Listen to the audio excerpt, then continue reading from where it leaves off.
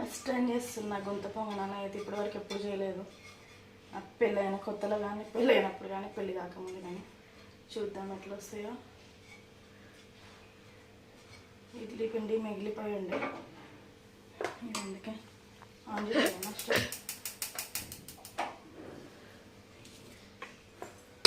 Stove direct on చేసాను.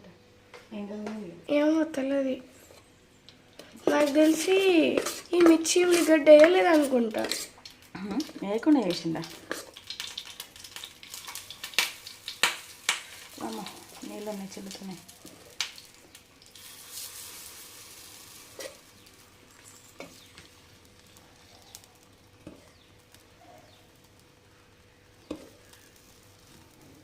అంతే కదా. మూత పెట్టేయాలి. వేసినాక అదే అయిపోతుంది. ఆయిల్ ఎక్కువ వేస్తారు కదా, చాలా ఎక్కువ వేస్తారు కింద అంటుకోకుండా ఉండాలంటే.